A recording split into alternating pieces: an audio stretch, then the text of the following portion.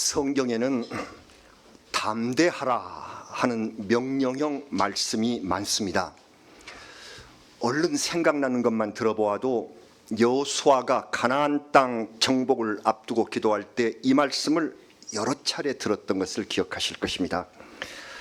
무엇보다도 예수님께서 고난을 앞에 두시고 친히 제자들에게 담대하라라고 말씀을 하셨습니다. 그리고 오늘 본문에 바울이 곤경에 빠진 상황에서 주님께서 나타나 이 말씀으로 담대하라 하고 격려하셨습니다. 성경에 수없이 강조하고 있는 담대함의 뜻이 무엇입니까? 담대는 담이 크다는 말입니다. 담이 뭔지요? 우리 몸의 담낭입니다. 순 우리말로는 쓸개죠. 쓸개가 크면 두려움이 없을까요? 이제 이걸 연구하기 위하여 여러 가지 결과가 나와 있는데 초식 동물들, 대표적으로 노루란 놈을 보면은 겁이 많아서 가만히 있지를 못하고 여기저기 둘러보면서 도망갈 준비를 먼저 하는 그 동물들입니다. 근데 보니까 이 노루 같은 얘들에게는 쓸개가 없어요. 담이 없습니다. 담이 두려움을 이기고 힘을 주는 것이로구나 하는데 생각들이 미쳤죠. 그래서 이제 더 연구를 해보니까 사람이 두려움을 느끼면 맨 먼저 허파가 감지를 한다고 합니다. 허파가 우리 몸에 무엇과 연결이 되느냐면 이 피부와 호흡. 그래서 두려움을 느끼면 피부가 오싹해지고 호흡이 거칠어집니다. 숨이. 폐가 두려움을 느꼈다 하는 건데 즉시 이것은 간담으로 연결이 되어서 간담이 서늘해진다고 그러죠. 그러니까 간담이 서늘해진다는 것은 간하고 담이 함께 서늘해지는 건데 이 간과 담, 쓸개는 서로 이어져 있어서 간에 붙었다, 쓸개에 붙었다 이거 있죠. 그래서 아주 이게 잘 서로 이어져 있어서 간이 내는 즙을 쓸개가 보관하고 있다가 이 쓸개가 즙을 냅니다. 이게 담즙입니다. 그래서 이 담즙이 위장으로 들어가서 소화가 잘 되면 마음이 편안해지고 두려움이 없어진다. 여기까지 아마 이 일반적인 연구가 된 것 같습니다. 그래서 우리 옛사람들은 이 씁쓸한 액체의 능력에 놀라서 이것을 담력이라, 담즙질이라 이렇게 말을 했다 합니다. 해서 담력이란 사물을 두려워하지 않는 기력을 말합니다. 강한 의지가 있다 하는 말입니다. 사람의 기질을 넷으로 나누은 히포크라테스가 넷으로 나누었는데 그 가운데 담즙질이 있어요. 우리 성도님들 가운데서도 담즙질에 속한 분들이 계세요. 바울 같은 분들인데 어떤 건가? 자제력이 높고 권위와 통제력을 가진 성격. 바울 같은 이런 성격을 담즙질이라고 합니다. 다른 건 뭔 줄 다 아시죠? 하나는 다혈질, 베드로처럼 그냥 금방 아주 그냥 이 행동에 옮기고 말이죠. 또 하나는 우울질, 모세처럼 여러 가지 깊이 생각하고 슬픔을 같이 나누는. 또 하나는 점액질, 끈끈하다, 포기하지 않고 기어이 기도하는 아브라함 같은 이러한 성격인데 담즙. 오늘 바울 사도는 자제력이 높은 담즙질의 사람입니다. 일찍이 구약 시대의 여호수아가 이런 분들이 이런 형태의 성질의 사람이었죠. 그래서 아까 말씀드린 대로 여호수아의 말씀은 담대하라라는 명령으로 가득 차 있습니다. 그 가운데 한 구절만 같이 보도록 하겠습니다. 여호수아 1장 6절 말씀 봉독하겠습니다. 강하고 담대하라. 너는 내가 그들의 조상에게 맹세하여 그들에게 주리라 한 땅을 이 백성에게 차지하게 하리라. 아멘. 담대한 믿음을 가진 여호수아의 인도로 이스라엘 백성은 하나님이 약속하신 가나안 땅을 얻게 됐습니다. 하나님은 담대한 사람을 친히 이끄시며 그와 함께 하십니다. 또 아까 말씀드린 대로 담대하라는 말씀은 예수님께서 친히 일러주신 교훈입니다. 십자가에 달리시기 전날 밤 만찬을 마치시고 겟세마네 동산으로 나가시기 전에 제자들을 불러 앉혀놓고 다락방 강화를 하십니다. 제자들에게 새 계명을 주셨습니다. 이 말씀을 마치고 기도를 드리기 직전 마지막 결론인 요한복음 16장 33절 예수님의 마지막 결론의 말씀입니다. 같이 읽겠습니다. 이것을 너희에게 이루는 것은 너희로 내 안에서 평안을 누리게 하려 함이라. 세상에서는 너희가 환난을 당하나 담대하라. 내가 세상을 이기었노라. 아멘. 예수님께서 구원 사역을 완전히 이루시기까지 믿음의 자녀들은 사탄의 공격으로 말미암아 환난이 심할 것입니다. 이 환난을 견뎌내려면 담대해야 한다는 말씀이십니다. 믿음의 조상들이 가진 어려움 속에서도 담대하여 하나님의 약속을 받았듯이 주님의 평안과 승리를 얻으려면 담대해야 한다 하는 명령을 주셨습니다. 새번역 성경, 우리 새롭게 번역한 성경에서는 담대하라 하는 부분을 모두 용기를 내어라 하고 번역을 하였습니다. 그런 거로 담대하라 이 말씀은 다른 말로 말하면 뭐라고요? 용기를 내어라. 영어 명령문으로는 take courage, take courage. 용기를 내라. 내가 세상을 이겼다. 예수님 말씀처럼 우리도 용기를 내어서 비록 몸이 아프시더라도 마음으로 힘든 어려운 일이 있다고 할지라도 세상을 이겨노라 하신 우리 주님의 말씀 따라 용기를 내어서 담대하여서 이 어려움을 능히 물리치는 우리 성도들이 되시기를 우리 구주 예수 그리스도의 이름으로 축원합니다. 오늘 본문 말씀으로 들어가겠습니다. 사도 바울은 3차에 걸친 긴 선교 여행을 마쳤어요. 그리고 예루살렘으로 돌아왔습니다. 그러나 이 예루살렘에는 바울을 죽이려고 오기만 해라 잔뜩 노리고 있는 유대인 무리가 있었으므로 주위에서 가지 마시라고. 지금 예루살렘에는 바울 사도를 죽일 여러 가지 모략과 괴계와 함정이 있다. 가지 마시라. 그렇게 만류를 했지만 복음을 위해 목숨 바칠 각오가 되어 있는 담즙질의 이 바울 사도를 막을 수가 없었습니다. 그래서 예루살렘으로 들어갔는데 박해자들은 바울이 성전에서 설교하고 나오기를 기다렸다가 바울을 붙잡아서 성 밖으로 데리고 나가면서 막 돌로 치기 시작했다. 성경에 그렇게 기록되어 있습니다. 예루살렘에 한바탕 소동이 일어났습니다. 바울이 죽게 생겼어요. 그때 로마 군대의 경비병이 이 상황을 봅니다. 로마군은 예루살렘 성을 한눈에 내려다보면서 경비하고 있었는데 시끄러우면 안 되니까, 식민지니까 조용히 하니까 감시를 하고 소란이 일어나면 즉시 달려가서 무력으로 진압을 하는 게 로마군의 임무였습니다. 그 로마군의 천부장인 글라우디오 루시아가 있었는데 이 글라우디오 루시아가 보고를 받고 급히 달려 내려가서 바울을 격리시킵니다. 그리고 바울을 쇠사슬로 묶어요. 로마 군대가 바울을 살린 셈이었습니다. 하나님께서는 이러한 방법으로도 믿음의 일꾼들을 보호하십니다. 그리고 또 하나 바울에게는 날 때부터 가지고 있었던 로마 시민권이 있었습니다. 그런 거로 로마 영토 어디를 가든지 법과 군대에 의하여 보호를 받을 수 있는 대단한 권리의 증, 시민권이 있었다. 이것도 하나님께서 마련해 놓으신 은혜로운 장치였습니다. 유대인들이 로마군이 바울을 잡아가자 계속 뒤따라오면서 시위를 벌입니다. 그러자 로마군 천부장은 이 사람 아무래도 큰 범인 아니야? 문제가 있는 사람 아니야? 신문해 하고 명령을 합니다.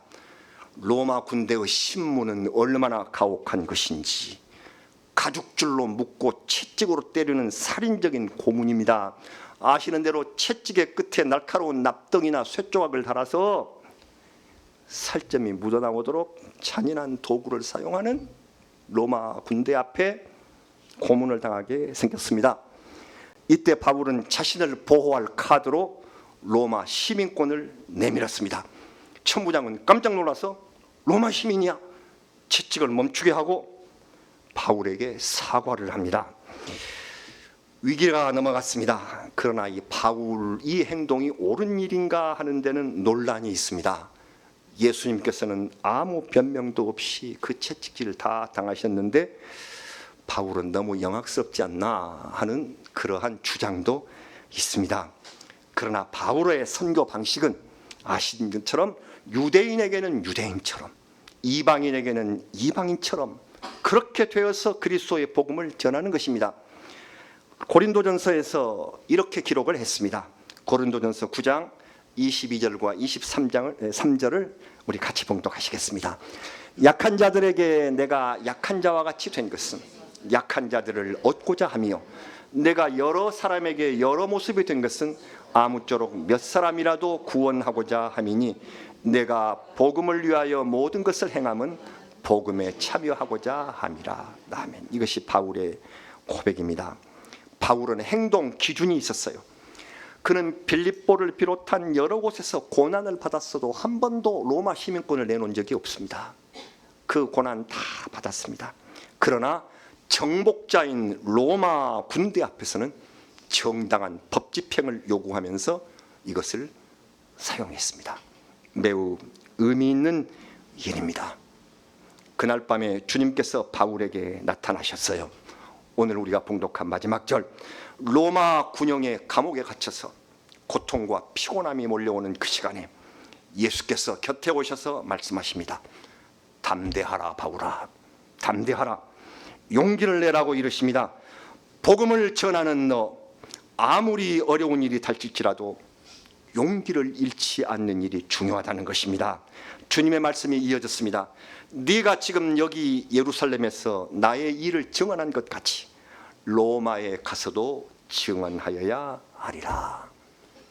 우리 주님께서 바울을 로마로 보내시겠다 하는 그러한 약속을 해주시는 것이죠.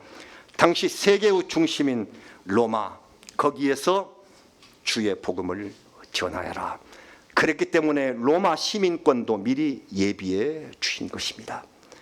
로마에서는 얼마나 더 큰 고난이 올 것이며 바울은 얼마나 더 담대해졌어야 할까요?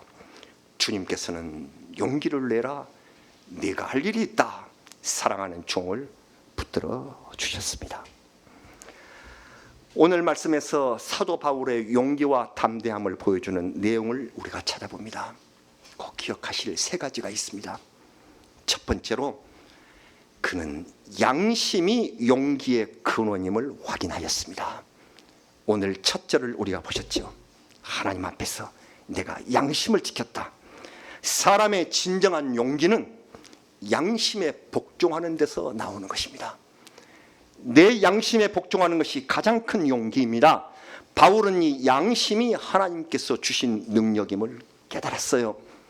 그래서 얼마 후에 벨릭스 총독을 만나는데 그 총독 앞에 섰을 때도 바울은 이렇게 말합니다.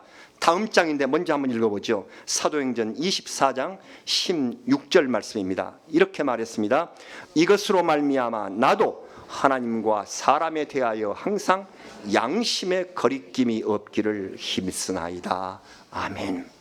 용기는 양심과 연결되어 있습니다. 사랑하는 성도 여러분, 양심, conscience, 헬라어로는 슈네이데시스라고 말합니다. 이 슈네이데시스라는 뜻은 함께 안다, 공통적인 지각을 하나님께로부터 받았다, 그런 뜻이고, 영어로는 잘 아시는 대로 conscience라고 말합니다. 사람은 누구나 양심을 가지고 있어서 옳고 그름과 선악을 판단하는 도덕적 의식이 있습니다. 그러나 문제는 이것을 가지고 있으면서도 내 이익에 따라서 침묵해버리는 경우가 많다는 것입니다. 우리 그리스도인들은 이 양심이 내 안에 있는 하나님의 음성임을 믿으셔야 합니다. 이 양심은 하나님께서 주신 하나님의 음성, 그 하나님의 스피커가 내 가운데 있어요. 양심을 통하여 울려 나오는 것입니다. 성경에 우리가 잘 아는 사건이 있습니다. 이 사건 기억하시죠? 서기관들과 바리새인들이 음행하다 잡힌 여인을 예수님 앞에 끌고 왔습니다. 예수님을 시험합니다. 선생님, 율법에는 이런 여자를 돌로 쳐 죽이라고 했어요. 선생은 어떻게 하시겠습니까? 사랑을 가르치신 예수께서 죄인이니까 돌로 쳐라 그러시겠습니까? 아니면은 율법을 어긋내면서 절대 안 된다 하시겠습니까? 예수께서 잠시 침묵하셨습니다. 왜? 그들의 양심을 깨우치시는 시간이었습니다. 그리고 우리가 잘 압니다. 너희 중에 죄 없는 자가 먼저 돌로 치라고 말씀하셨습니다. 결과는 어떻게 되었습니까? 우리는 성경 요한복음 8장 9절 말씀을 통하여 알고 있습니다. 우리 같이 한번 읽어보실까요? 그들이 이 말씀을 듣고 양심의 가책을 느껴 어른으로 시작하여 젊은이까지 하나씩 하나씩 나가고 오직 예수와 그 가운데 섰는 여자만 남았더라. 아멘. 양심의 가책을 느낄 시간을 주셨어. 그래서 얘를 돌로 쳐라 하고 소리지던 그들이 양심의 소리를 듣게 되는 시간을 예수님이 주신 것입니다. 스스로 죄를 깨닫게 하시는 이것이 양심의 기능입니다. 우리도 혹시 힘든 세상을 살아가는 동안 양심의 거리낌으로 괴로운 일이 있었을 줄로 압니다. 양심에 따라 살아가려면 이전의 잘못을 끊어버리는 용기가 필요합니다. 그래서 양심을 주신 하나님은 우리에게 그것을 이행할 수 있는 용기를 주시고 계십니다. 이것이 죄인 줄 알면서도 내 양심 속이고 그렇게 끌려가는 인생은 피굴하기, 참담하기 짝이 없습니다. 그런 인생을 향하여 담대하라, 용기를 내라, 하나님과 사람에 대하여 양심에 거리낌이 없도록 말씀하시는 것입니다. 우리는 담대하란 말씀을 들을 때마다 용기를 내야 돼. 맨 먼저 돌아볼 것은 나의 양심. 하나님께서 들려주시는 그 음성대로 내가 살 수 있는 용기가 있는가, 이것을 우리에게 주고 계시는 것입니다. 둘째로, 불법에는 저항하고 잘못을 깨달았을 때는 사과하는 것이 용기입니다. 저항하는 것만이 용기가 아닙니다. 내 스스로 잘못됐구나 할 때는 사과하는 것이 용기입니다. 본문에 아나니아라는 대제사장이 나옵니다. 나쁜 사람이죠. 여기 보니까 포악하고 권력을 쫓는 사람이에요. 바리새인들에게 잘 보이려고 바울의 입을 치라 이렇게 명령을 한 나쁜 제사장. 그러나 율법에는 죄인이 확실한 죄상이 드러나기 전에 어떤 폭력도 사용할 수 없게 되어 있습니다. 그래서 이 부당한 명령을 대제사장이 하니까 바울이 가만히 있어요. 보통 분이 아닌데 뭐라고 해요? 즉시 회칠한 담이요, 하나님이 너를 치리로라, 이렇게 대항을 하잖아요. 회칠한 담, 곧 썩어 문드러지는 그런 담장인데 거기다 하얀 회를 칠해놨어요. 튼튼한 것인 양 위장한다는 것입니다. 그런 거로 예수님이 말씀하신 회칠한 무덤, 그리고 바울이 말하는 회칠한 담이란 뜻은 위선자야, 그런 뜻입니다. 예수께서 바리새인들의 위선을 꾸짖으셨을 때 쓰신 비유의 말, 바울은 이처럼 당당하고 용기 넘치게 응수를 합니다. 용기 있는 사람입니다. 그런데 바울은 그 사람이 대제사장인 줄 몰랐어요. 곁에 있던 사람들이 너 하나님의 제사장을 그렇게 욕하느냐? 라고 말하자 바울은 사과했습니다. 직분에 대해서는 사과했습니다. 비록 그의 태도가 옳지 않았지만 직분이 하나님의 대제사장이며 백성의 관리를 비방하지 말라 한 이 율법을 존중해서 몰랐다, 정중히 사과합니다. 여러분, 성경을 읽으면서 이것이 참된 용기임을 아셔야 합니다. 여러분께서 다 잘하신 것만은 아니죠. 잘못한 때가 있어요. 그럴 때 용기 있는 사과를 한 적이 있으십니까? 내가 하는 행동 다 옳았다고 하지 않고 내 잘못에 억지로 이유를 달며 상대방 내가 잘못해서 그러는 거지 무조건 잘못했다고 우기기 쉽습니다. 그래서는 안 됩니다. 나의 잘못을 인정하고 솔직히 사과하는 것처럼 용기 있는 일이 없습니다. 불의에 저항하는 용기, 잘못에는 사과하는 용기, 이것을 하나님께서는 담대하다라고 인정하고 계시는 것입니다. 오늘 말씀에서 이것을 우리에게 깨닫게 합니다. 성도 여러분, 마지막 셋째로 우리의 믿음이 혼란할 때, 결정짓기 어려울 때, 괴로울 때, 많은 시험이 몰려왔을 때 주님께 용기를 구하라 하는 것이 오늘 우리가 받는 지혜입니다. 용기는 내 지식으로 생기는 것이 아닙니다. 하나님께 믿음의 용기를 구하십시오. 그것을 우리에게 가르쳐 주시고 있습니다. 주님께서 이 어려운 때에 친히 오셔서 내게 용기를 주실 것이다 하는 것, 이것을 오늘 본문이 가르쳐 주시고 있어요. 드디어 바울이 공회에 회부되어서 거기 서자 구성원들이 두 파로 딱 나누어지더라. 오늘 성경에 그러지 않았어요? 왜? 하나는 사두개파인데 영혼과 부활을 부인하는 사람들입니다. 다른 하나는 바리새파인데 율법을 그리고 유전을 중히 여기는 사람들입니다. 그런데 보니까 바울이 바리새파 사람이에요. 그러자 바리새 쪽 사람들이 급 호감, 바울에게 호감을 보이기 시작한. 그러니까 반대쪽인 사두개 측은 더욱더 공격을 가해서 마구 큰 분쟁이 일어났더라. 막 싸움판이 벌어지고 난리는. 로마 천부장이 안 되겠다, 급히 바울의 신병을 다시 확보하고 보호 조치에 들어가게 되는 것입니다. 혼란스러웠습니다. 혼란스러운 바로 그 밤, 우리 앞에서 살펴본 대로 주님이 옥중으로 바울을 찾아오셨습니다. 믿음의 혼란을 다 극복하게 하시고 용기를 주셨습니다. 너는 비록 여기 예루살렘 감옥에 있으나 로마에 가서 나의 일을 증언하게 될 것이다. 담대하라, 용기를 내어라. 이 말씀에 따라서 바울은 로마 시민권자로서 자기 재판을 로마 황제에게 상소했습니다.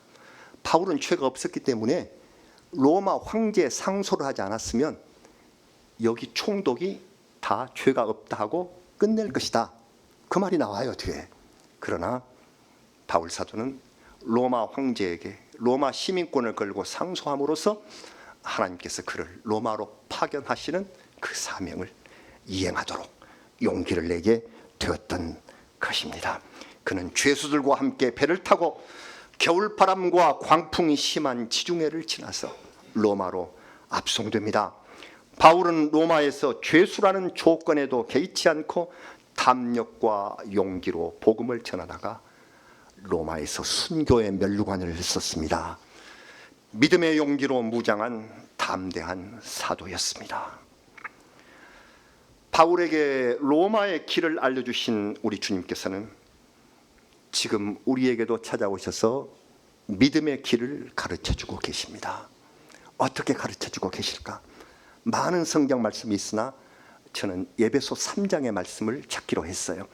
우리 에베소 3장 10절, 11절, 12절 말씀을 같이 봉독하시겠습니다. 이는 이제 교회로 말미암아 하늘에 있는 통치자들과 권세들에게 하나님의 각종 지혜를 알게 하려 하심이니 곧 영원부터 우리 주 그리스도 예수 안에서 예정하신 뜻대로 하신 것이라. 우리가 그 안에서 그를 믿음으로 말미암아 담대함과 확신을 가지고 하나님께 나아감을 얻느니라. 아멘. 여러분 생각해 보세요. 우리는 바울처럼 로마 선교사로 갈 수 없을 것입니다. 또는 우리 편선교사님이나 우리 남목사님, 또는 지금도 선교지에서 애쓰고 있는 우리 한상윤 선교사님처럼 선교의 담력과 이 선교의 은혜를 받아서 파송되기는 어쩌면 어려울 것입니다. 파송되실 수도 있겠지만 더 어려울 분이 많을 것입니다. 그렇다면 우리는 어떻게 해야 할까? 여기 우리 방금 같이 읽으신 에베소서의 말씀에 따라, 에베소서 시작이 어땠어요? 교회로 말미암아, 교회로 말미암아 예수 그리스도 안에서 하나님의 예정과 지혜를 세상에 알게 하고 이웃에 전해야 한다 하는 말씀을 우리가 읽은 것입니다. 그래서 우리는 선교사님처럼 파송되지는 못하지만 교회로 말미암아 교회를 주셨습니다. 교회로 말미암아 하나님의 예정과 지혜를 세상에 알리는 일을 우리가 해야 한다는 것이지요. 그래서 우리는 빈누리 교회를 통하여 주님의 뜻을 세상으로 나가게 하며 세상으로 알리는 그러한 담대함과 용기를 주님께로부터 받게 된다는 사실을 기억하시기를 바랍니다. 사랑하는 여러분, 우리가 이 교회에 모이고 또 이웃을 초대하여 오게 하여 예수 그리스도의 구원 계시를 이루자는 것, 이것이 우리가 그리스도인이 된 필생의 사명입니다. 이를 위하여서는 용기가 필요합니다. 담대한 담력이 필요합니다. 믿음으로 말미암아 얻게 된 담대함과 확신을 가지고 우리 하나님 앞에 나가야 합니다. 용기의 근원이시며 우리에게 참된 양심과 활동력 그리고 믿음을 주신 우리 주님께서 우리가 이 복음을 전할 만한 담대한 용기를 우리에게 주실 줄 믿습니다. 오늘 세 가지 살펴보았습니다. 양심은 하나님의 음성이며 용기의 근원입니다. 하나님의 음성, 하나님의 스피커를 우리 마음속에 장착하고 있다는 사실을 생각하셔서 우리의 양심이 명령하는 대로 용기를 내시고, 그리고 다음으로 불의에는 저항하고 내 잘못은 솔직히 사과할 수 있는 용기를 지니시고, 마지막으로 내 삶이 혼란할 때에 주여 믿음을 주옵소서 기도하시며 내 믿음 용기의 주체가 우리 주님이신 것을 다시 한번 확실한 우리가 되셔야 하겠습니다.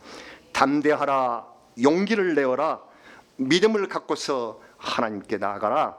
오늘 우리에게 주시는 주님의 명령입니다. 신앙의 길은 고난의 연속입니다. 힘듭니다.